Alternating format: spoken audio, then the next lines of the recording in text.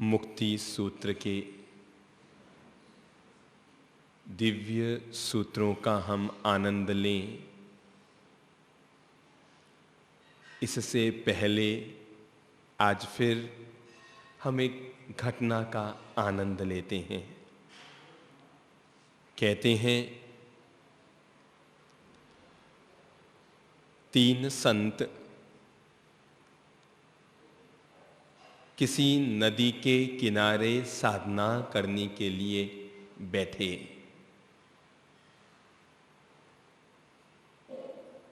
कई वर्ष हो गए उन्हें वहां साधना करते हुए और निरंतर ध्यान साधना का प्रयोग करते करते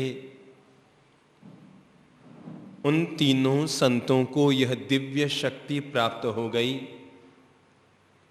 कि वे जब भी ध्यान में बैठते तो जमीन से 7 फुट ऊपर उनका आसन हो जाता,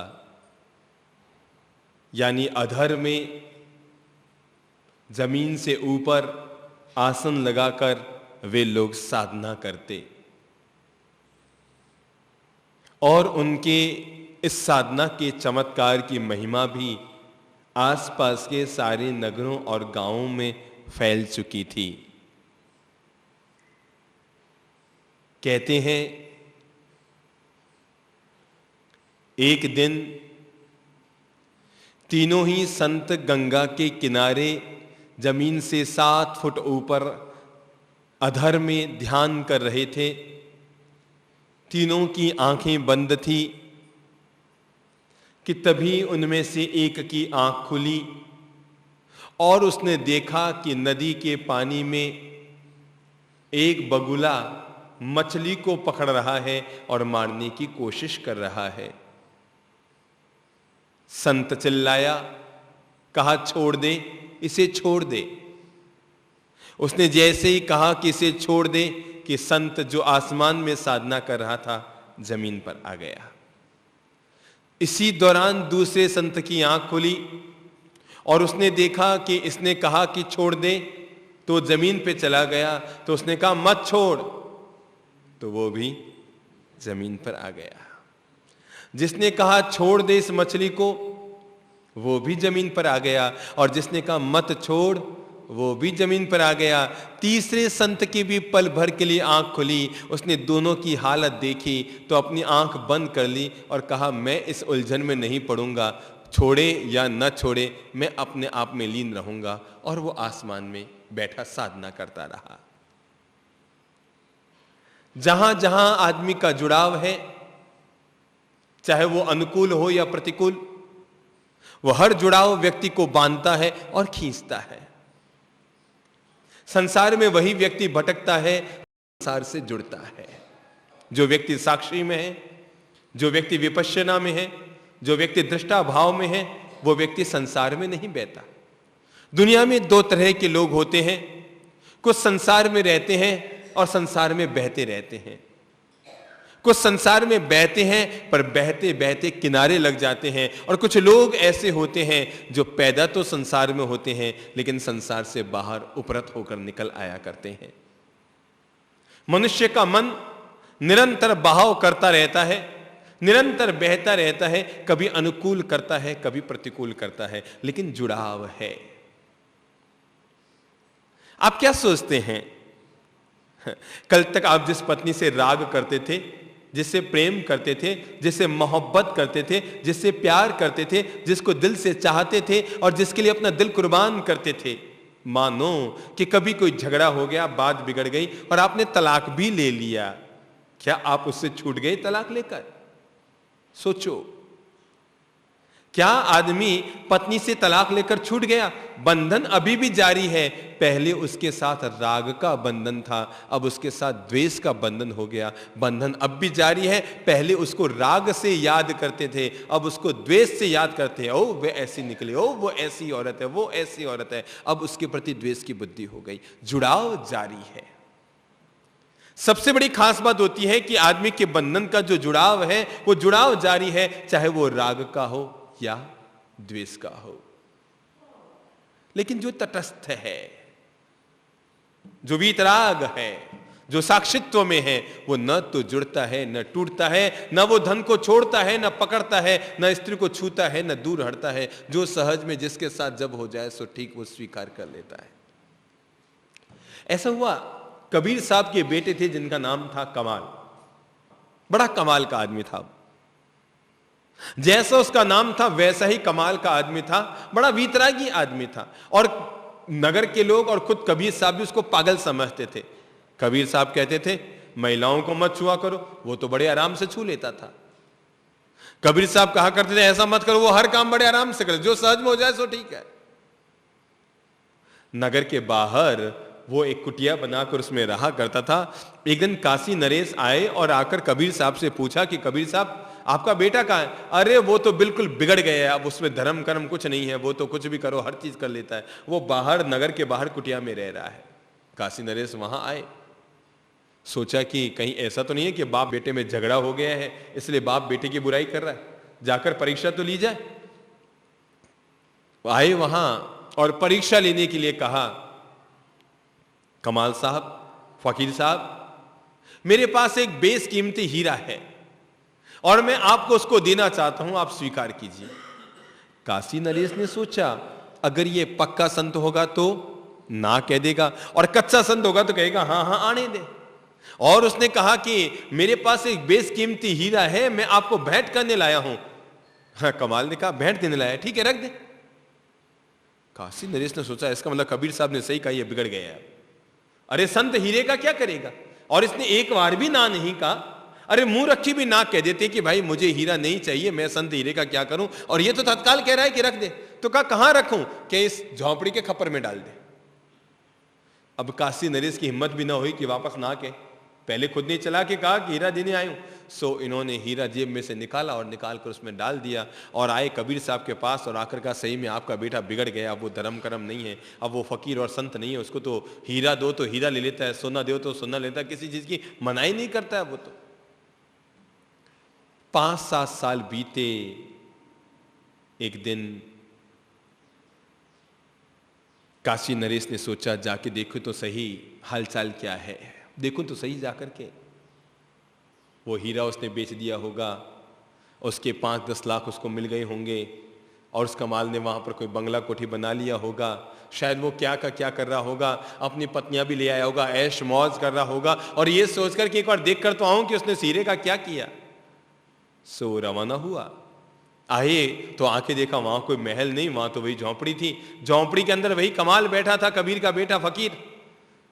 और वहां पहुंचकर काशी नरेश ने पूछा कमाल साहब मेरा हीरा कहां है? उसने कहा कौन सा हीरा? उसने कहा मेरा हीरा कहां है? तो उसने कहा कौन सा हीरा? मुझे नहीं मालूम कौन सा हीरा। अरे कमाल साहब गजब की बात कर रहे हैं, वो बेशकीमती हीरा जो मैं आपको देके गया था, मुझे देके गया था। अरे मुझे कौन सा हीरा देके गया था तू? नहीं मेरे हाथ में कोई हीरा देके नहीं गया। अरे फकीर साहब आपके हाथ में नहीं, इस खप्पर में डाल के गया था ना। तो कमाल ने कहा डाल के गया खप्पर में और खपत कर रहा है मुझसे, वहां देख जहां पर रखा था, जहां तूने रखा था वहीं पर तू देख। और जैसे ही काशी नरेश ने वहां पर हाथ डाला तो देखा हीरा वहीं पड़ा है। काशी नरेश समझ गए ये वो संत है जिसको लैन भी नहीं है और दैन भी नहीं है, ये वो संत है जिसको राग भी नहीं है और वैराग भी नहीं है, ये वो संत है जिसको राग भी नहीं है और द्वेष भी नहीं है, ये वो संत है जिसका त्याग भी नहीं है और ग्रहण भी नहीं है, जिसको परिग्रह भी नहीं है अपरिग्रह भी नहीं है। ये तो साक्षित्व है, जो हो रहा है सो हो रहा है, मैं मुक्त हूं, ना मैं मना कर रहा हूं ना मैं हां भर रहा हूं, तेरी मर्जी तू कर। वो कि ऐसा करूं कि हाँ प्रेम से कर, वो कि ऐसा करूं कि तेरी मर्जी, ना मेरी तरफ से हां और ना मेरी तरफ से ना। ये जो व्यक्ति के चित्त की स्थिति होती है कि जहां पर घड़ी के पेंडुलम की तरह है, न तो चित्त इधर जाता है न चित्त इधर जाता है, अपितु बीच में स्थिर हो जाता है। इस स्थिरता का नाम ही है मुक्ति की ओर बढ़ा हुआ कदम। कि जो कभी मन इधर जाता है कभी मन उधर जाता है। पहले धन का संग्रह करते थे, अब धन के त्याग पर जोर देते हैं। वृत्ति आदमी की जारी है। मैं देखा करता हूं लोग पहले तो बहुत ज्यादा स्त्री का राग था, अब कहते हम छुएंगे नहीं भी नहीं उसको, अभी भी वृत्ति जारी है। पहले राग की थी अब दूरी की है। संत लोग ये कथाएं करते हैं, भागवत कथाएं बांचते हैं, प्रवचन करते हैं, लोगों को कहते हैं धन का संग्रह मत करो, खूब दान करो, खूब धन को बाहर निकालो, ये भागवत कथा हो रही है, खूब खर्च करो, खूब दान करो। तुम दान करते जाओ और हमको देते जाओ, तुम्हारा भला हो जाएगा, हम डूब जाएंगे। आदमी की स्थिति, और ये जो व्यक्ति के चित्त की, मन की स्थिति होती है, यही स्थिति व्यक्ति के संसार के मूल कारण बनती है। जहां पर व्यक्ति के साक्षित्व आया, जहां पर व्यक्ति दृष्टा भाव में आ गया, ठीक है, बेटी का फोन आया, पापा जी मैं ऐसा कर लूं, देख ले बेटा, तुम्हारा जैसा विवेक काम करे तू वैसा कर ले, न हाँ न ना, हाँ कहे तो उलझन, ना कहे तो उलझन, पर मौन रहे तो सुलझन। हाँ में भी उलझन है, ना में भी उलझन है, पर तुम अगर मौन और शांत रहे, तटस्थ रहे, तो सारी सुलझन है। जो जगत में जैसा हो रहा है, मेरे किए होता नहीं और मेरे रोके रुकता नहीं। याद रखना, मेरे किए कुछ हो नहीं रहा है, हम सोचते हैं मैंने अपनी बेटी के लिए ये कर दिया, ये कर दिया, ये कर दिया। जब जिसके साथ जो जहां होना है, तब उसके साथ वो वहां हो रहा है। तू काहे को सोचता है न तेरे किए हो रहा है, न तेरे रोके रुक रहा है। न तो हमारे किए कुछ हो रहा है, न हमारे रोके कुछ रुक रहा है। जो सहज में प्रकृति की व्यवस्था है, पानी बह रहा है, बह रहा है, सूरज उग रहा है, उग रहा है, फूल खिल रहे हैं, खिल रहे हैं, कोई अस्त हो रहा है, कोई मुरझा रहा है, कोई खिल रहा है, कोई जन्म रहा है, कोई मर रहा है। प्रकृति की व्यवस्थाएं देखो, इधर कोई कीड़ा पैदा हो रहा है, इधर कोई कीड़ा मर रहा है, इधर कोई माँ मर रही है, इधर कोई बच्चा जन्म ले रहा है, इधर कोई जा रहा है, इधर कोई आ रहा है, और ये दुनिया का सारा क्रम यथावत चल रहा है। लेकिन जहां जहां व्यक्ति का जुड़ाव, जहां जहां व्यक्ति की आसक्ति, जहां जहां व्यक्ति का रस, वहां वहां व्यक्ति की मूर्छा। संसार में है, हम कोई दिक्कत नहीं। क्या आप ये समझते हैं कि आप संसार में, हम संसार में नहीं है क्या? कौन कहता है हमने संसार को छोड़ दिया? संसार किसी से छूटा है क्या? महावीर से छूटा है क्या? किसी से छूटा? सब लोग संसार में तो रहते हैं, सब संसार में है। कहां छूटा आदमी का? वही मार्बल के आंगन, वही पहनने को कपड़े, वही खाने को रोटी, वही दुनियादारी। आप भी जोधपुर में हैं, हम भी जोधपुर में हैं। आप भी किसी मकान में, हम भी किसी उपाश्रम में। आप भी भोजन कर रहे हैं, हम भी भोजन कर रहे हैं। आपके भी कपड़े हैं, हमारे भी कपड़े हैं। फर्क क्या है? सोचो। कई बार लोगों के मन में प्रश्न भी उठ जाता है, अरे भाई महाराज जी भी यहाँ पर संबोध धाम में रूम में, और हम भी अभी रूम में ही हैं। हम भी भोजन कर रहे हैं, वो भी भोजन कर रहे हैं। हम भी बातचीत कर रहे हैं, वो भी बातचीत कर रहे हैं। हम भी भगवान का भजन करते हैं, वो भी भगवान का भजन करते हैं। फिर हम में और उनमें फर्क क्या है? फर्क है केवल भाव दशा का, फर्क है केवल मनोदशा का। ऐसा हुआ, एक फकीर किसी राजमहल में मेहमान हुआ, और राजा ने सोने के थाल में उसको भोजन कराया। सोने का थाल, सोने की कटोरियां और महंगे से महंगे पकवान। राजरानियां फकीर के पंखा झेल रही थी, ये सोचकर कि फकीर साहब याद रखेंगे कि कहीं पर शाही भोजन करके आए थे। स्वयं राजा उनके सम्मान में सामने बैठे, राजरानियां पंखे झेल रही थी और इत्र छिड़के जा रहे थे, गुलाल उड़ाले जा रहे थे, गुलाब उड़ाए जा रहे थे, और फकीर को सोने की थाली में भोजन कराया गया। किसमें? जिस थाली में स्वयं राजा रोज भोजन करते थे, उसी थाली में भोजन कराया गया। और फूलों की सैया लगाकर राजमहल में फकीर साहब को रात भर सुलाया गया। सुबह फकीर साहब वापस रवाना होने लगे, तो राजा ने सोचा थोड़ी दूर छोड़ के तो आ जाऊं। सो राजा भी छोड़ने के लिए निकला, और जैसे ही राजमहल से बाहर निकला कि राजा के मन में एक प्रश्न आया, मैंने भी कल सोने की थाल में खाया और फकीर साहब ने भी, मैं भी कल राजमहल में सोया और फकीर साहब भी, मैं भी कल फूलों की सैया पर सोया और फकीर साहब भी, मैंने भी कल पकवान खाए, फकीर साहब ने भी। तो फिर मुझ में और फकीर साहब में क्या फर्क है? और उसने पूछ लिया, फकीर मैं समझ नहीं पाया, मैंने भी सोने के थाल में खाया, तूने भी खाया, मैं भी राजमहल में रहा रात को, तू भी राजमहल में रहा, भला तुम में और मुझ में क्या फर्क है? दोनों एक ही तो हैं हम, तुझ में और मुझ में क्या फर्क? फकीर चुप रहा, कोई जवाब न दिया, वो चलता रहा। नगर के बाहर तक आ गया। अब राजा सोचे कि फकीर कहे कि अच्छा साहब पधारिए तो जाऊं ना। राजा साथ साथ तो जा रहा था, पर कितनी दूर साथ चले? जैसे समझिए सल्ला माता जी मैं आपके घर आऊं आहार लेने के लिए संबोधि धाम से, तो आप मुझे छोड़ने तो आएंगे, पर मन में क्या रहेगा? अब बाप जी कहे अच्छा ठीक है वीराजू, है ना, मन में ये रहेगा ना, कहां तक आएंगे? गांधी मैदान तक, गीता भवन तक, प्रताप नगर तक, यहां तक छोड़ने थोड़ी आ पाएंगे आप। तब मन में क्या रहेगा? अब बाप जी एक बार कहे कि भाई विराजो, और बाप जी ऐसे नक क्या कहूं वाटर प्रूफ, वो कहे ही नहीं, हो गया हाँ चलता जा। वो एक बार भी नहीं कहे। अब वो बेचारा पीछे चलने वाला राजा बार बार सोचे कि संत एक बार भी कहे कि ठीक है वापस जाओ। तो अब वो 2 मील 4 मील 6 मील 8 मील 10 मील पार कर गए। फकीर तो चले ही जा रहा है आगे आगे, राजा फंस गया। उसने कहा मैं फकीर से कहूं कैसे कि वापस जाऊं, और फकीर ऐसा एक नंबर का जो कहे नहीं कि महाराज अब तो विराजो, अब तो आपका राजमहल पीछे है। अब वो बेचारा आ तो गया, फकीर से कहा बार बार पीछे देखे, राजमहल को पीछे देखे, बार बार पीछे देखे, बार बार पीछे देखे, हर 2 कदम चले कि फिर पीछे देखे कितना दूर रह गया, फिर देखे राजमहल और इतना दूर रह गया, राजमहल और इतना दूर रह गया। आखिर फकीर से नर आ गया। फकीर ने कहा राजन क्या बात है, ये बार बार पीछे मुड़ के क्या देख रहे हो? उसने कहा महाराज क्या बात करते हैं पीछे मुड़ के, अरे मेरा राजमहल, मेरी रानियां, मेरा नगर, मेरा राज्य, मेरी संपदा, सब कुछ तो पीछे रह गया, सब कुछ पीछे रह गया महाराज, वहां मुझे वापस जाना पड़ेगा। आपकी तो थोड़ी हूं कि जंगल में निकल ही पड़ूं।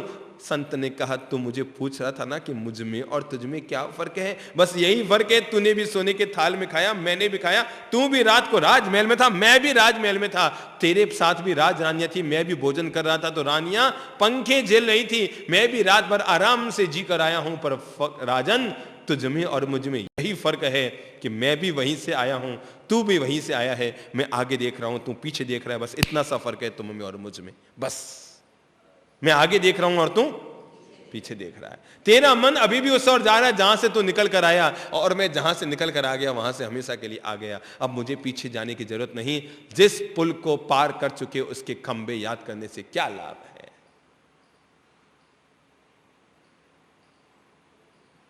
तो व्यक्ति की जो भाव दशा है, व्यक्ति की जो मनोदशा है, आदमी संत भी बन जाता है पर वो मनोदशा को नहीं सुधार पाता। मेरा बेटा, मेरा भाई, मेरे भाई ये है, मेरे बेटा ये है, मेरी पत्नी ये थी, मेरा पति ये, मेरा वो, मेरा वो, मेरा वो, मेरा वो, मेरेपन की प्रवृत्ति आदमी की फिर भी जारी रहती है, वही मेरेपन की प्रवृत्ति। मैंने देखा एक महानुभाव संत बन गए, वो जब गृहस्थ में थे तब में से मैं उनको जानता था।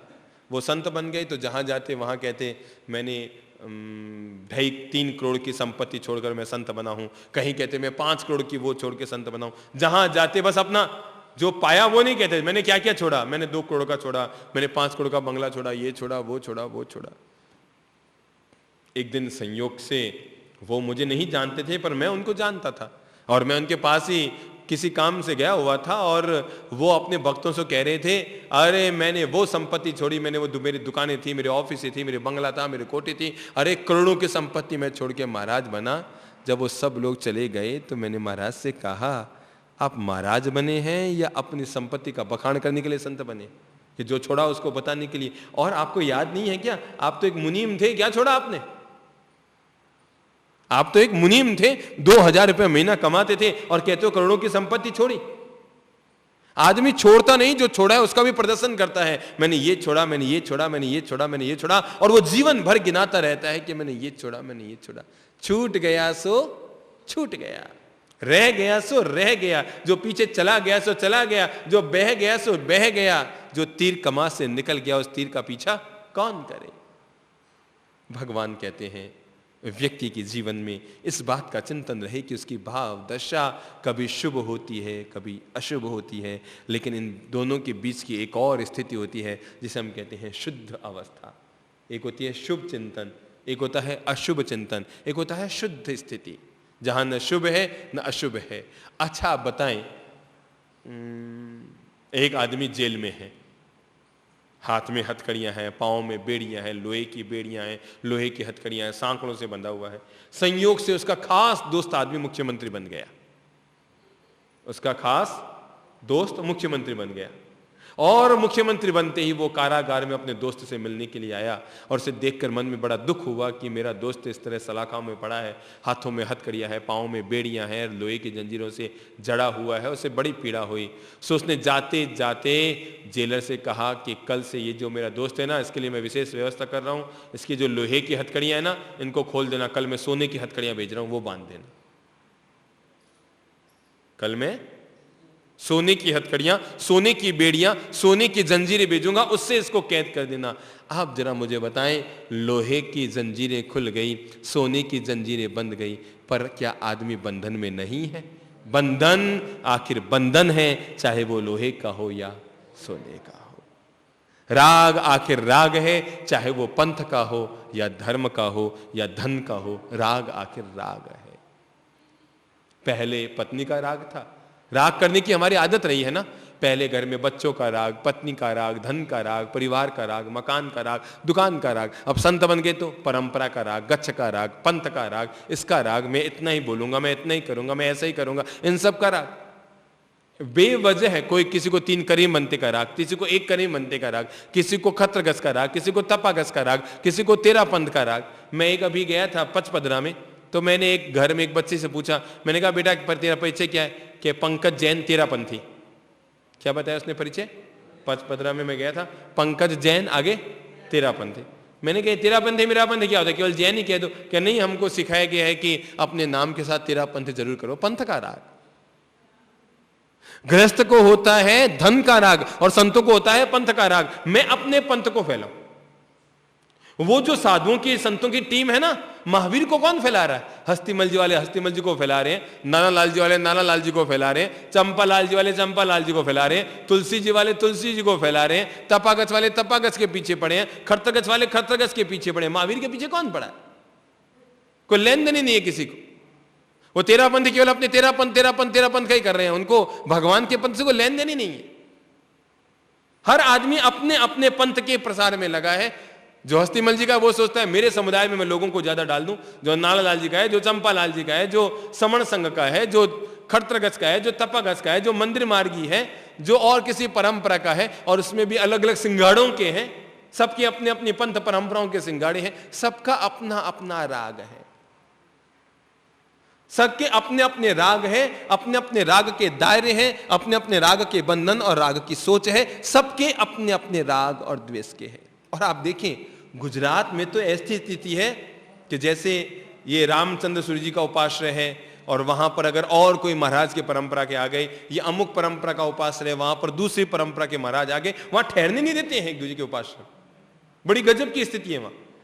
मतलब संतों को धार्मिक स्थानों में मंदिर मार्गी तो है, तपागच भी है, पर वो मंदिर मार्गी और तपागच में भी अलग अलग पंथ बने हुए।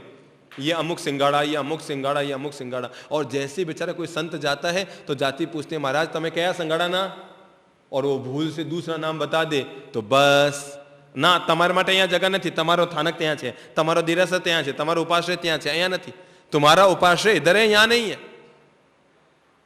इतना जबरदस्त पंथ का राग, मैं आपको सच कहता हूं संसार में लोगों को पत्नी का इतना राग नहीं होता जितना इन साधु साधियों को पंथ परंपरा का राग होता है, और यही राग लेकर डूब जाता है। अभी थोड़े दिन पहले मेरे पास एक महानुभाव आए, आकर कहने लगे साहब आपको गच्छ का बहुत ज्यादा राग नहीं है। मेरे पास आए एक महानुभाव, कहने लगे कि जैसे हम खरतगच के हैं समझिए, तो मुझे आकर कहने लगा आपको गच्छ का बहुत ज्यादा राग नहीं है, गच्छ का राग तो होना चाहिए। मैंने कहा अगर किसी को महावीर में राग है तो उसमें गच्छ नहीं आ जाता है क्या? अगर किसी को धर्म का राग है उसमें तुम्हारा गच्छ नहीं आ जाता है क्या? लोगों को सीमित सोच, बहुत सीमित सोच है लोगों की, अपनी अपनी पंथ परंपरा के राग में लोग उलझे रहते हैं, और परिणाम निकल कर आता है सब लोग मोक्ष से वंचित रह जाते हैं। अपने अपने थानक तो खड़े कर लेते हैं, अपने अपने पंथ परंपरा के लोग अपने अपने। देखो मैं देखा करता हूं, कई बार हम जाते हैं पद यात्रा कर रहे होते हैं, सामने संत मिलते हैं, हम कहते हैं मथेण वंदामी, पास में जाते हैं साता पूछते हैं, वो यूं खड़े रहते हैं, मतलब उनको हाथ जोड़ने में भी दिक्कत है, उनका मिथ्यात्व हो जाता है, समकित नष्ट हो जाता है। इतनी मुझे हंसी आती है कि पता नहीं कौन सा धार्मिक है ये, कौन सा धर्म सीख के आए, इनके गुरुओं ने इनको क्या सिखा दिया।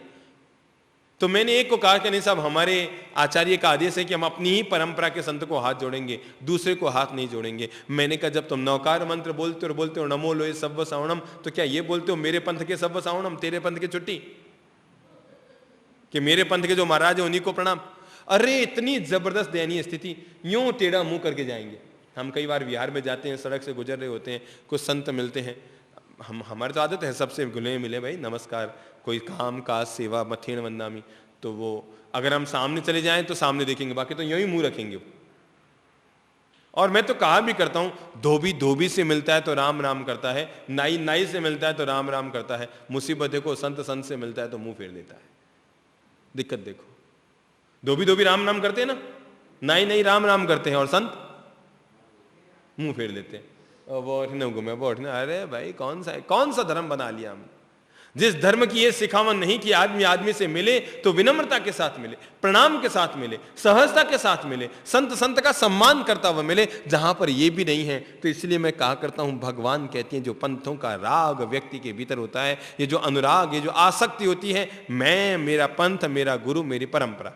गृहस्थ का क्या होता है? मैं, मेरी पत्नी, मेरे बच्चे, मेरा मकान। देखिए आप फर्क क्या है? घर में क्या होता है? मैं, मेरी पत्नी, मेरे बच्चे, मेरा मकान। संत में क्या होता है? मैं, मेरे शिष्य, मेरे पंथ, मेरे परंपरा, मेरा बस यहीं तक सीमित, मेरी परंपरा तक मैं हूं, मुझे इसके आगे कोई लेन देन नहीं।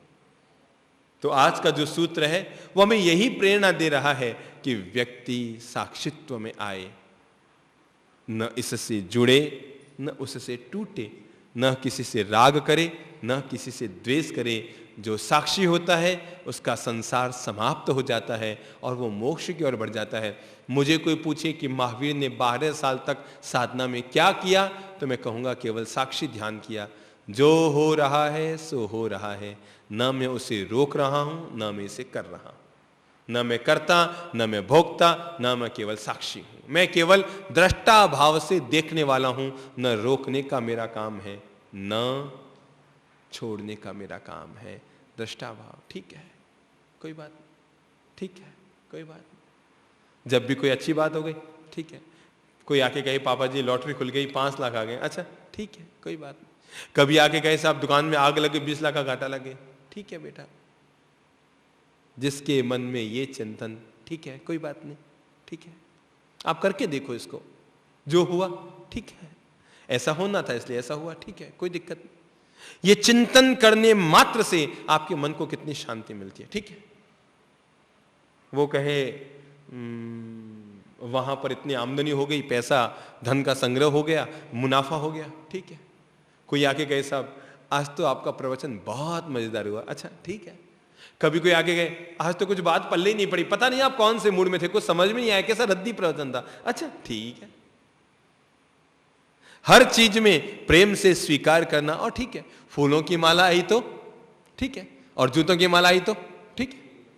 और जैसे ही अपने जीवन की हर चीज को ठीक है करोगे, टिक करोगे, मानकर चलो कि उसका जो विपरीत भाव है आपके मन पर हावी ना होगा, ठीक है। बहू ने कहना माना तो, और नहीं कहना माना तो, अगर आपने ये सोचा ठीक है तो मानकर चलना, आपके मन में विपरीत भाव नहीं आएंगे। और अगर ये न सोचा ठीक है तो उसने मेरा कहना क्यों नहीं माना, अरे वो के घर की मालकिन है क्या, कल घर में आई है, वो मेरी बहू थोड़ी मेरी सास बन के बैठ गई है, और पता नहीं उल्टे सीधे तेरे मेरे इधर उधर के कितने उल जुलुल विचार आपके मन में आ जाएंगे, है ना। और यही आपने सोचा ठीक है कोई बात नहीं, ठीक है। मम्मी मैं पीहर जा रही हूं, ठीक है, शाम को वापस आ जाऊंगी, ठीक है। और शाम को वहां से फोन आया, मम्मी पीहर में काम हो गया, कल आ जाऊं, ठीक है। अगर आपने कहा ठीक है तो बहू खुश, और जैसे ही आपने कहा बेटी कहे कि बहू ना खुश, तो क्यों ना कहो ठीक है, ठीक है, ठीक है। बौके मैंने गट्टा बावे, ठीक है। बौके मैंने ककड़ी बावे, ठीक है बना ले। बौके मैंने भिंडी बावे, ठीक है बना ले। बौके मैंने ये बावे, ठीक है कोई दिक्कत। जैसी ही तुम हां या ना में गए तो दिक्कत, बाकी ठीक है जो हो रहा है सो ठीक है, मुझे कोई दिक्कत नहीं, हो रहा है चलो हो रहा है। और ज्यादा से ज्यादा ध्यान रखना, जब भी किसी को कहना हो टोकना हो तो एक बार कहना, भूल चूक कर 2 बार कभी मत कहना। एक बार कहोगे तो फिर भी थोड़े मुक्त रहोगे, और बार बार कहे तो वो तो मुक्त हो जाएगा, तुम फंस जाओगे। मैंने कहा और उसने ऐसा क्यों नहीं किया, मैंने कहा उसने क्यों नहीं किया, ठीक है भाई कर लो, देख लो भाई, ठीक है जैसे इच्छा हो, ठीक है कोई बात नहीं। कोई कहे आप तो बहुत अच्छे संत हैं, ठीक है। कोई कहे साहब आपका संत जी हमें समझ नहीं आया, ठीक है। कोई कहे आपकी बातें बहुत अच्छी लगती है, ठीक है। कोई कहे आपकी बातें अच्छी नहीं लगती, ठीक है। कोई कहे आपकी किताबें बहुत अच्छी लगती है, ठीक है। कोई कहे आपकी किताबें पल्ले नहीं पड़ती है, ठीक है। और जैसे ही आप ये सोचेंगे ठीक है, बस आप खुश रहेंगे। एहसास करके देखिए, किसी ने आप पर लांछन लगाया और आपने कहा ठीक है, और किसी ने आपकी तारीफ की और आपने कहा। वो हमारी कहानियों में आपने कहानी सुन रखी है ना, फकीर नान इनकी,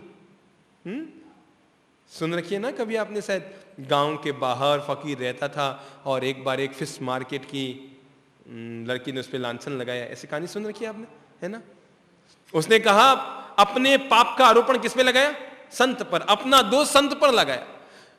दुनिया में एक सबसे बड़ी खास बात है, आप इनकी बात नहीं कर सकते, ये आपकी बात नहीं कर सकते, पर आप दोनों किसी संत की बात आराम से कर सकते हैं। आप इनकी बात करेंगे तो इनके घर के लोग आपसे लड़ने आ जाएंगे, ये आपकी बात करेंगे तो आपके घर के लोग इनसे लड़ने आ जाएंगे। पर खासियत है संत की बात कर लो, संत के यहां कोई बोलने वाला नहीं, ठीक है ठीक है ठीक है, कह दिया सो ठीक है। और इसलिए लोग बड़े आराम से, सबसे ज्यादा अगर बातें करते हैं, टिप्पणी करते हैं, टीकाएं करते हैं, तो सबसे ज्यादा लोग किसकी करते हैं? संतों की करते हैं, ठीक है। और बेचारा संत कहता है ठीक है भाई, ठीक है, कोई बात नहीं, ठीक है।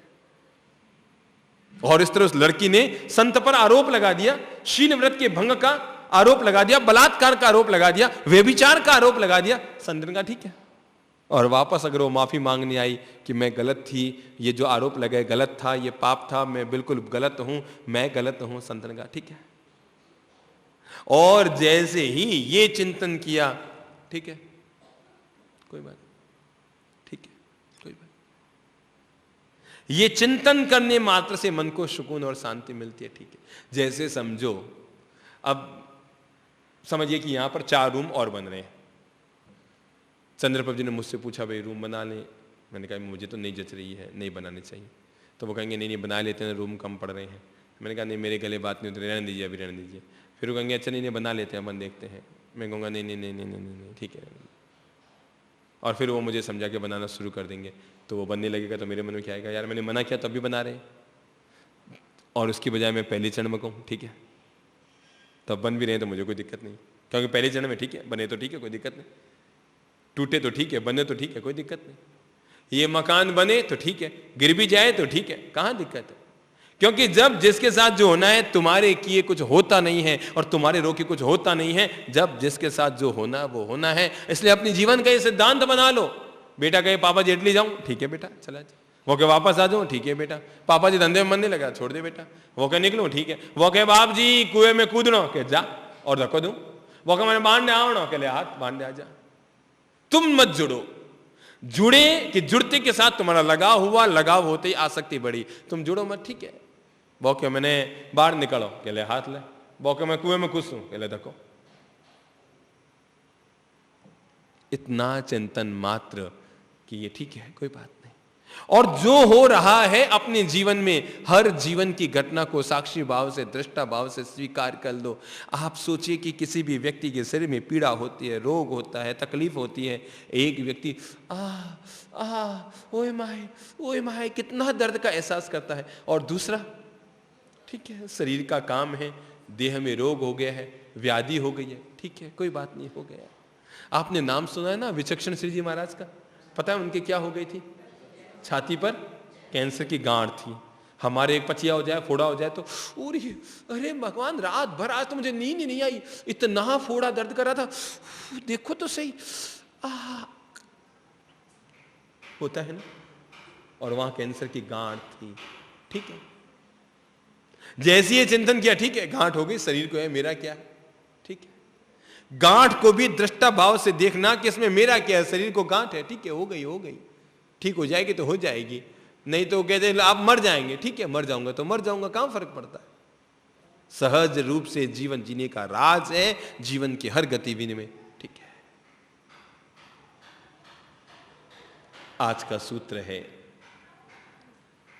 पृथ्वी पवन जल नभ अगन हर रूप से मैं भिन्न हूँ साक्षी भर संसार का सतचित सदा आनंद हूँ। मैं नर नहीं नारी नहीं इंद्रिय नहीं बद्ध हूँ।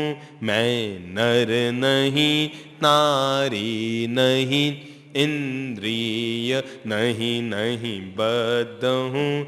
मैं मुक्त अविचल आत्मा इस बोध से संबुद्ध हूँ। पृथ्वी पवन जल नभ अगन हर रूप से मैं भिन्न हूं। शरीर किससे बना है आपको पता है? पंच तत्वों से बना है। 5 तत्वों का सम्मिश्रण हुआ तब ये शरीर बना। बूंद से बूंद मिली और बूंद से बूंद मिलने के बाद जब उसका विकास होना शुरू हुआ तो वो विकास होते होते ये 5 तत्व उसमें समाविष्ट होने लगे और इन्हीं 5 तत्वों के समाविष्ट होते होते होते होते होते होते ये काया बन गई। और जब ये काया मिटती है तो वापस कहां जाती है? इन्हीं 5 तत्वों में चली जाती है। मिट्टी मिट्टी में चली जाती है, आकाश आकाश में चला जाता है, पानी पानी में लीन हो जाता है, आग आग में रह जाती है और शरीर वापस समाप्त हो जाता है। और जितने परमाणु पुद्गलों से शरीर का निर्माण होता है, मृत्यु के बाद, जलाने के बाद उस शरीर के परमाणु पुद्गल उतने से ही रह पाते हैं। तो 5 भूत कौन कौन से हैं? पृथ्वी, पवन, जल, नभ और अग्नि। यानी मिट्टी, पृथ्वी, हवा, अग्नि, पानी और आकाश। देखिए हमारे शरीर में 5 तत्व कैसे हैं। पृथ्वी तत्व सबसे ज्यादा सघन होता है शरीर में, इसीलिए हम कहते हैं माटी रिया काया, आखिर माटी में मिल जावे। मिट्टी का सबसे ज्यादा सम्मिश्रण होता है शरीर के निर्माण में। दूसरा होता है जल तत्व। खून क्या है? जल तत्व है। खून है हमारे भीतर रहने वाला जल तत्व। उसके बाद क्या है? पवन, श्वास जो हम ले रहे हैं, छोड़ रहे हैं, श्वास थैली, ये हवा तत्व है। उसके बाद है हमारे भीतर अगन, ये भोजन हम जो करते हैं वो पचाता कौन है? भीतर में अग्नि जलती है, जठराग्नि जलती है जो भोजन को पचाती है। और उसके बाद है आकाश, ये 2 अंगुलियों के बीच में क्या है? आकाश। जो रिक्तता है, ये नहीं तो अंगुलियां सब चिपकी हुई होती, ये जो अलग अलग हो रही है किसके कारण? आकाश के कारण। ये जो मुंह खुल रहा है, मुंह खुलने के बीच में क्या है? आकाश है। ठीक है ना? नाक के छेद में क्या है? आकाश का मतलब अवकाश। अवकाश का मतलब रिक्त स्थान। शरीर में कुछ ऐसे भाग है जहां पर खालीपन है, जैसे कान है, कान के अंदर क्या है? ये खालीपन है। नाक के दोनों छेदों के अंदर क्या है? खालीपन है। 2 अंगुलियों के बीच में क्या है? खालीपन है। 2 पांवों के बीच में क्या है? खालीपन। ये मेरे 2 हाथ, 2 हाथ के बीच में क्या है? खालीपन है। ये रिक्तता, ये आकाश का काम है। इसलिए हर मनुष्य के भीतर समुद्र है, हर मनुष्य के भीतर अग्नि है, हर मनुष्य के भीतर पृथ्वी है, हर मनुष्य के भीतर आकाश है, हर मनुष्य के भीतर जल है। 5 तत्व हवा, पानी, अग्नि, आकाश और पृथ्वी, ये 5 के 5 तत्व एक शरीर में समाविष्ट होते हैं, तब आदमी का शरीर बनता है। लेकिन याद रखिए, शरीर अलग है और मैं, इस बात का जिसे बोध हुआ उसे भेद विज्ञान का बोध हुआ। धर्म की पहली शुरुआत, ध्यान और साधना की पहली शुरुआत, अध्यात्म की पहली शुरुआत, मैं अलग हूं और शरीर। पृथ्वी तत्व अलग है, नभ तत्व अलग है, आकाश तत्व अलग है, हवा तत्व अलग है, जल तत्व अलग है, अग्नि तत्व अलग है। ये 5 जुड़े हैं तो ये शरीर है, पर मैं इससे फिर भी। और जो व्यक्ति अपने आप को शरीर से अलग समझता है, मैं अलग हूं, शरीर अलग है। हम कहते हैं ना, देह रहे पर देह से रहते देहातीत। कभी ध्यान में बैठ जाओ और आत्मचिंतन करो, मैं अलग हूं, शरीर अलग है। शरीर अलग है, मैं अलग हूं। अपने आप को, शरीर और अपने आप को ये अलगाव से देखना। हाँ, मैं अलग हूं, ये शरीर मैंने छोड़ा, परिवार के लोग इकट्ठे हुए, इस शरीर से जो इतना प्रेम करते थे, लेकिन मैं निकल गया तो इस शरीर को बांस से बांधा जा रहा है, डोरियों से बांधा जा रहा है। 4 लोग कंधे पे उठा रहे हैं, 100 लोग साथ चल रहे हैं, कहीं नए रास्ते पर मुझे ले जा रहे हैं, वहां पर लकड़ियां सजा रहे हैं, घी डाल रहे हैं, खोपरे डाल रहे हैं, चंदन के टुकड़े डाल रहे हैं और लकड़ी पर लांपा लगाया जा रहा है। अग्नि धू धू कर जल रही है और मेरी काया पंच तत्व की काया पंच तत्व में विलीन हो रही है। मैं अलग हूं। मैं मरकर नहीं मरता, मैं जन्म कर नहीं जन्मता। जो जन्मता है वो शरीर है, जो मरता है वो शरीर है। मैं जन्मने से पहले भी था और मैं मृत्यु के बाद भी हूं। जिसने इस सत्य को जाना कि पृथ्वी, पवन, अगन, नभन ये सब अलग है और मैं इन सब से भिन्न हूं। ये जो 5 तत्व हैं, ये 5 रूपों से मैं अपने आप में भिन्न हूं। मैं क्या हूं? केवल साक्षी हूं, देख रहा हूं, संसार को देख रहा हूं, एक शिखर पर खड़ा होकर दुनिया की व्यवस्थाओं को देख रहा हूं। ओह, तो ये है दुनिया की व्यवस्था, ओह तो ये है संसार की व्यवस्था, ओह तो ऐसा है संसार। जब जब भी जीवन में कोई दुर्घटना घटित हो जाए तो क्या ओह ऐसा है संसार। जिनके लिए मैंने इतना सब कुछ किया वो लोग इस तरह मेरे साथ कर रहे हैं, तो ओह ऐसा है संसार। और संसार में घटने वाली घटनाओं को देख देख कर अपने मन को शुद्ध, पवित्र और निर्मल कीजिए। ओह तो क्या ऐसा है संसार? मैंने जिनके लिए इतना किया, अपनी हर कमाई उनको देता रहा, पर आज वो मुझे ही धोखा दे बैठे। ओह, ऐसा है संसार। मेरी पत्नी ही मुझसे लड़ाई कर रही है, मेरी बदनामी कर रही है। ओह, ऐसा है संसार। मेरा भाई मेरा दुश्मन बन बैठा। ओह, ऐसा है संसार। सारे संसार को साक्षी रूप में देखना। मैं मुक्त हूं, आनंद घन हूं, अपने आप में लीन हूं, संसार में हूं पर संसार से मुक्त हूं। जो हो रहा है उसे होने दो,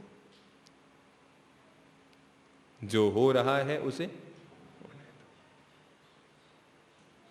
सीधा साधा मंत्र है, जो हो रहा है उसे होने दो। न तुम करो और न तुम रोको। साक्षी का मतलब होता है सहज शांत स्थिति। श्वास आ रही है, मैं आती हुई श्वास को देख रहा हूं। श्वास जा रही है, मैं जाती हुई श्वास को देख रहा हूं। न तो मैं श्वास ले रहा हूं, न मैं श्वास रोक रहा हूं। न मैं श्वास ले रहा हूं, न मैं छोड़ रहा हूं। अपने आप आ जा रही है, मैं केवल इसको देख रहा हूं। और इसको देखने का नाम है दृष्टाभाव। इसको देखने का नाम है साक्षित्व। जीवन के प्रत्येक कार्य को सजगता पूर्वक किया जाना चाहिए। हर काम को सजगता से करो। चलो तो सजगता से उठो। मुझे कोई पूछे कि धर्म क्या है, सामायिक क्या है, प्रतिक्रमण क्या है, उपदान क्या है, पौषध क्या है, मैं कहूंगा खाओ पियो उठो बैठो चलो फिरो, जितने भी काम करो सारे काम ध्यान पूर्वक करो, सजगता से करो, होश के साथ करो। जितने भी काम आप कर रहे हैं, जीवन के प्रत्येक काम को सजगता पूर्वक कीजिए। आप चल रहे हैं, चलते हुए चींटी मर न जाए, इसका ध्यान रखिए। बाथरूम में नहाने गए हैं, कोई कीड़ा तो नहीं है, ध्यान रखिए। हो सकता है कि जहां आप ठहरे हैं, जिस रूम में ठहरे हैं, हो सकता है वहां के संडास में बाथरूम में कीड़े हों। यों ही गए और पानी मत गिराइए, एक कपड़ा ले लीजिए, 5 मिनट रुक जाइए, दया धर्म निभा लीजिए, उन कीड़ों को बाहर निकाल दीजिए। मारना और बचाना तुम्हारे हाथ में नहीं है, पर मारने और बचाने का विवेक रखना ये तो तुम्हारे हाथ में है। किसकी जन्म कब होगा, किसकी मृत्यु कब होगी, इसका निर्णय तुम नहीं कर सकते, पर किसको बचाने का प्रयास हमारे हाथों से हो, इसका निर्णय तो हम कर सकते हैं। तो ये जो विवेक है, ये जो सजगता और होश है, भगवान से पूछा गया हम कैसे खाएं, कैसे पिएं, कैसे बोलें, कैसे चलें कि पाप ना हो। भगवान ने कहा जयम चरे, जयम चिट्ठे, जयम आसे, जयम सये, जयम बुंझन तो भासन तो पावम कम्मम न बंदई। यत्ना से चलो, यत्ना से बोलो, यत्ना से उठो, यत्ना से चलो, यत्ना से खाओ, यत्ना से सो। अरे और तो और चलो फिरो, खाओ पियो, निवृत्त हो, बाथरूम जाओ, पेशाब करो, लेटरिन जाओ, जो भी काम करो सारे काम। हमारे यहां एक शब्द आता है समिति। समिति का मतलब क्या है? सजगता, जागरूकता, होश, विवेक, यतना। तो कहते हैं एसना समिति, इरिया समिति, कहते हैं भाषा समिति। क्या है ये? बोलो तो समिति से, समिति का मतलब सजगता से बोलो।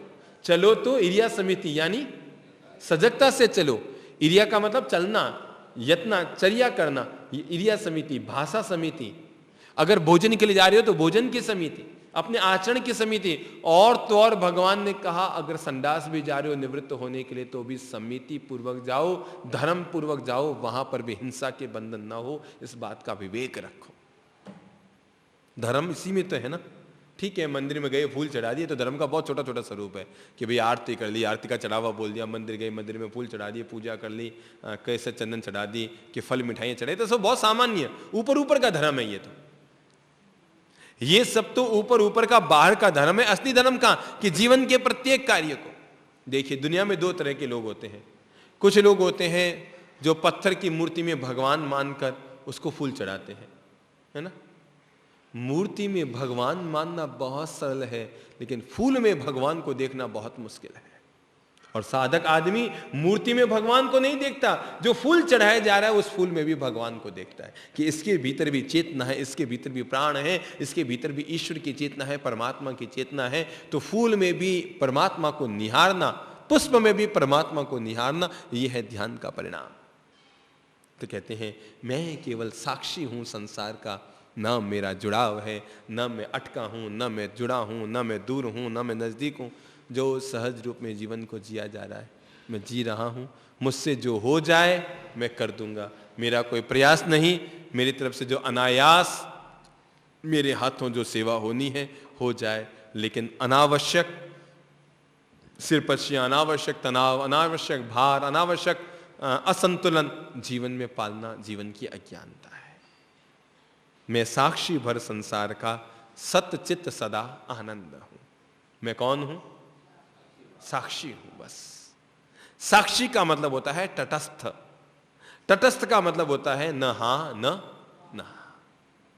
अच्छा आप मुझे बताएं, आप मर रहे हैं और मरते समय अगर आपके बुरे विचार हैं तो आपको क्या मिलेगा मरने के बाद? और अच्छे विचार हैं तो? अगर हमारे बुरे विचार हैं तो नरक मिलता है, अच्छे विचार हैं तो स्वर्ग मिलता है, और कोई विचार ही नहीं है तो? मैं रहस्य ये बताना चाहता हूं, मुक्ति सूत्र का रहस्य क्या है? मुक्ति का रहस्य अच्छे विचार स्वर्ग देते हैं, बुरे विचार नरक देते हैं, पर मुक्ति विचारों से मुक्त होने पर मिलती है। जब व्यक्ति पूरी तरह से निर्विचार निर्विकल्प हो गया, कहीं किसी के प्रति न चिपकाव है, न जुड़ाव है, न टूट है, न राग है, न द्वेष है, न विद्रोह है, न मोह है, न आसक्ति है, न अनासक्ति है, कुछ नहीं, कुछ भी नहीं, बस वो मुक्त है। भगवान का एक शिष्य उनके पास आया और आकर कहने लगा, भगवान मैं अंग बंग कलिंग में जाना चाहता हूं, आपके धर्म के मार्ग को मैं फैलाना चाहता हूं, आप मुझे आदेश दें कि मैं कौन कौन सी सावधानियां रखूं।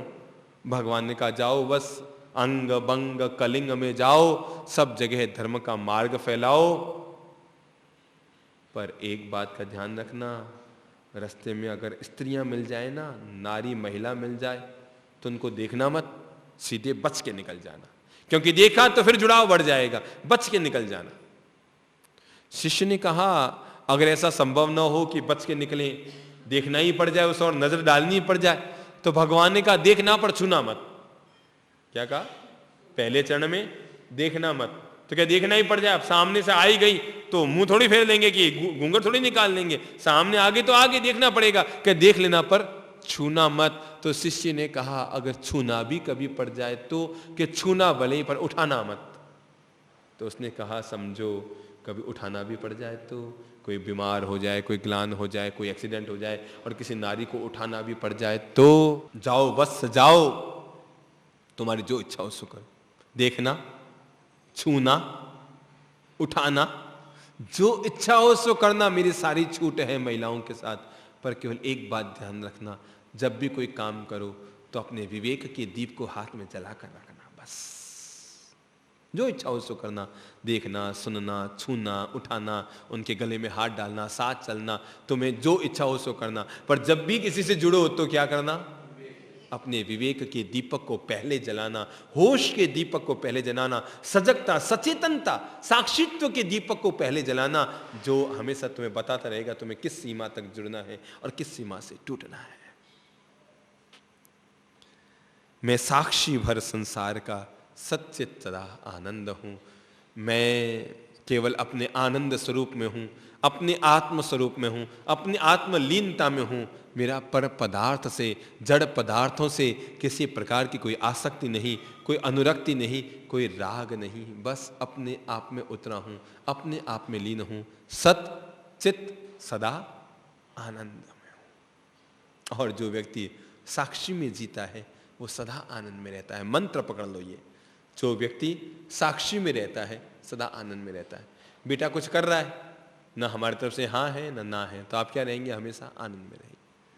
जैसे ही आप जुड़े कि जुड़ते के साथ आप टूट गए, पर अगर आप पहले से ही हैं, ठीक है जो हो रहा है ठीक है, मैं साक्षी भाव में हूं, मैं दृष्टा भाव में हूं, मैं देख रहा हूं। जैसे नदी में पानी बहता है, राहगीर किनारे पे खड़ा रहता है, वो बहते हुए पानी को देखता तो है पर छूता नहीं है।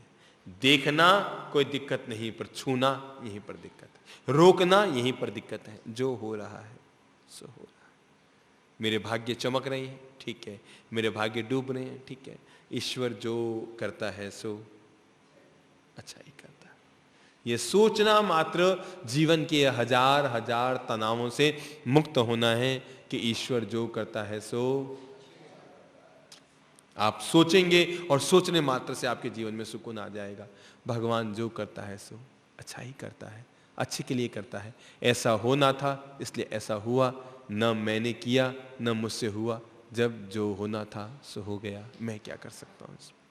और भगवान जो करता है सो अच्छे के लिए करता है। वो कहानी आपने सुन रखी है ना, राजा के अंगूठा कटने वाली कहानी, सबको मालूम है ना, राजा का अंगूठा कट गया, मालूम है ना। हाँ, राजा का अंगूठा कट गया।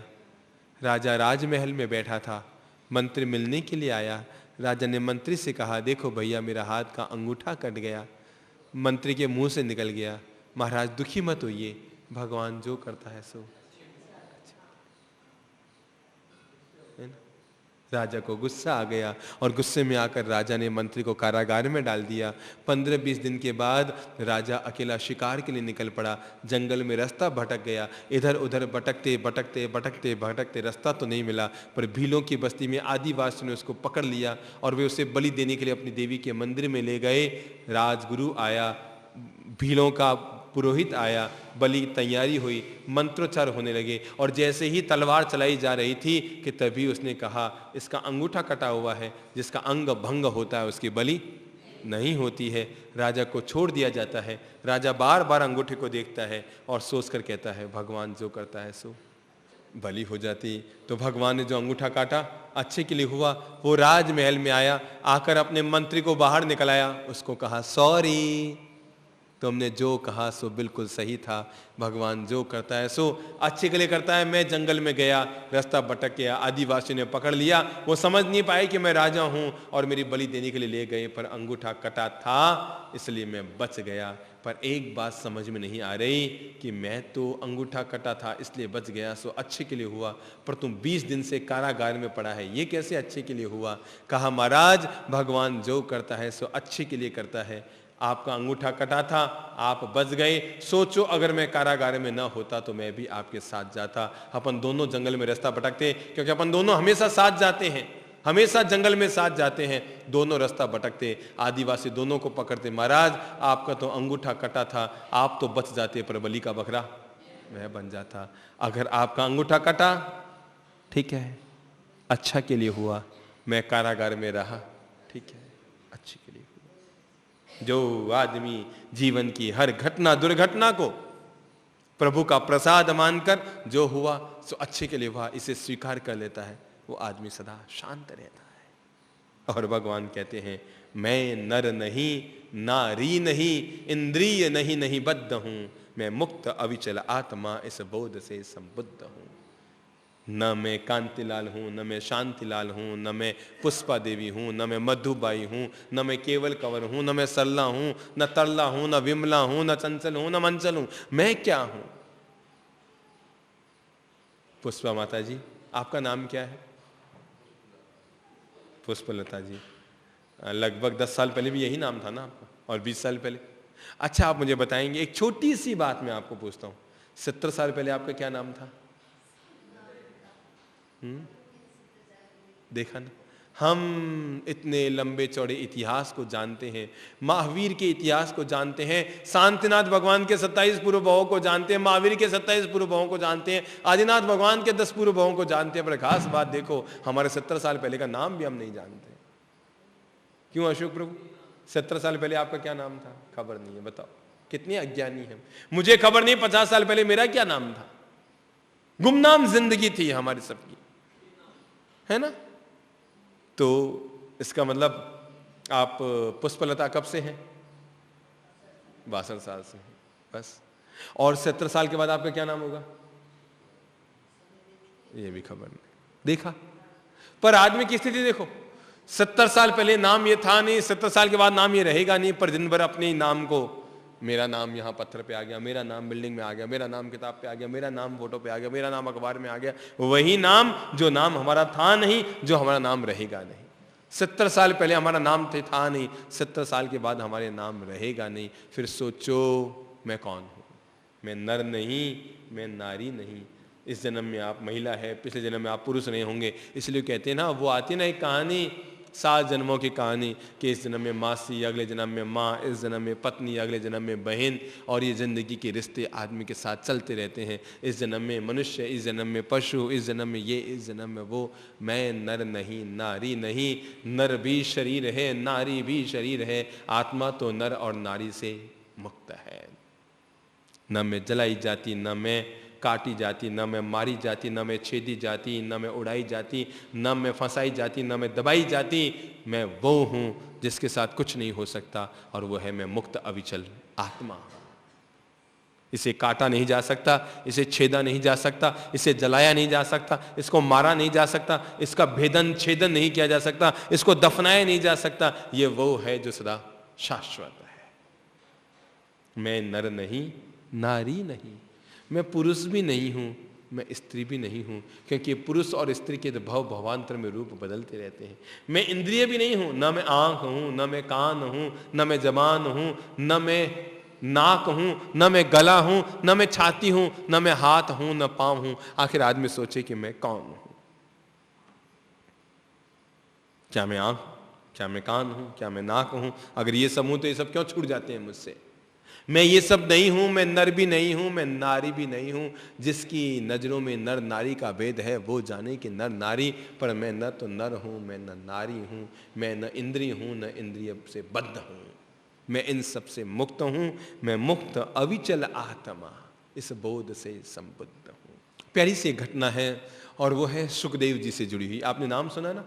बहुत निर्लेप संत थे, वीतरागी संत, जिनका नाम था सुखदेव। हिंदू परंपरा के, सनातन परंपरा के सबसे महान संत माने जाते हैं सुखदेव जी। कहते हैं सुखदेव जी अपने पिता के साथ जा रहे थे। रास्ते में एक तालाब आया। पिताजी आधा किलोमीटर आगे आगे चल रहे थे, और पिता तो थे 60 साल के, सुखदेव थे 25-30 साल के, वो पीछे पीछे चल रहे थे। आधा किलोमीटर, आधा मील पीछे पीछे दोनों चल रहे थे, जंगल की ओर जा रहे थे। सुखदेव तो बिल्कुल मस्त अलमौना संत थे, वीतरागी संत थे। सुखदेव के पिता जा रहे थे, तभी कुछ महिलाएं तालाब में वस्त्र उतारकर नहा रही थी। वस्त्र किनारे रखे तो पानी में नहा रही थी, और जैसे ही उन्होंने सुखदेव के पिता को आते हुए दूर से देखा कि फटाफट तालाब के बाहर आई, सब ने अपने अपने कपड़े लिए और ओढ़ कर किनारे बैठ गए। सुखदेव के पिता उनको देखते हुए आगे निकल गए। आधा मील चले, पीछे देखा कि महिलाओं ने वापस कपड़े उतार दिए और पानी में उतर गई। उनके मन में आया, पीछे मेरा बेटा आ रहा है। मैं तो बूढ़ा था, अपने आप को बांध के चला गया, वो 25 साल 30 साल का जवान बेटा है, और ये सोच कर के वो खड़े हो गए कि वो निकल के आ जाए। तो उनको आश्चर्य हुआ। उन महिलाओं ने उस बूढ़े संत को देखकर तो कपड़े बदले, कपड़े पहने, पर वो सुखदेव जी आ रहे थे तो सुखदेव बड़े आराम से चल रहे हैं, महिलाएं अपने आराम से नहा रही है, कपड़े पहने ही नहीं, उन्होंने अपने शरीर को ढका ही नहीं, बस वो आराम से हंसी ठल्ले कर रही। सुखदेव के पिता को गुस्सा आया कि महिलाएं कैसी ढीठ है, एक नंबर की ढीठ है। अरे मैं 75 साल का बूढ़ा आदमी चल रहा था, तब तो नाटक कर रही थी, कपड़े ढक रही थी, यों शरीर को ढक रही थी, और ये 25 साल का जवान आया तो बेटे आराम से नहा रही है और कपड़े भी नहीं पहने और बड़े आराम से सुखदेव निकल के आ रहे हैं। उनको बड़ा गुस्सा आया कि जाओ इन महिलाओं को, एक नंबर की ढीठ महिलाएं हैं। और वो वापस आए और आकर महिलाओं को चिल्लाने लगे, तुम कैसी बेइज्जत की महिलाएं हो कि मैं बूढ़ा जा रहा था तब तो तुमने ये कपड़े पहने, और जब मेरा सुखदेव जा रहा तुमने कुछ किया ही नहीं। कहा महाराज, आप में और सुखदेव में फर्क है, आपकी आंखों में नर अलग है और नारी अलग है, क्योंकि आप नर और नारी को अलग अलग देखते हैं। पर ये सुखदेव, ये तो वीतरागी संत हैं, इनके लिए ना कोई नर है ना कोई नारी है, ये तो केवल आत्मा को देखते हैं। और जब जो आत्मा को देखते हैं उनके सामने हम कैसे भी रहें कोई फर्क नहीं, पर आपके नजरों में यह फर्क है पुरुष और स्त्री का, इसलिए हमें ध्यान रखना पड़ता है कि पुरुष क्या है और स्त्री क्या है। जो वीतरागी संत हैं उसके लिए क्या पुरुष क्या स्त्री, क्या वस्त्र क्या बेवस्त्र, जो जब जैसा हो जाए सो ठीक है। ऐसा हुआ, एक संत, बूढ़ा संत अपने जवान शिष्य के साथ एक गांव से दूसरे गांव की ओर जा रहे थे। बूढ़े संत की उम्र थी 70 साल की और जवान संत की उम्र थी 25 साल की। शांति मुनि जितनी उम्र थी, और बूढ़े संत की उम्र होगी ये हमारे उम्मेदमल जी जितनी। तो गुरु आगे आगे चल रहा था, चेला पीछे पीछे चल रहा था। बीच में नदी आई। नदी आई तो एक युवती नदी के किनारे खड़ी थी। उस युवती ने बूढ़े संत से कहा, महाराज सांझ हो गई है, अंधेरा हो रहा है, मुझे पानी में उतरने से डर लग रहा है, आप कृपा कीजिए मेरा हाथ पकड़ लीजिए, मुझे उस पार पहुंचा दीजिए।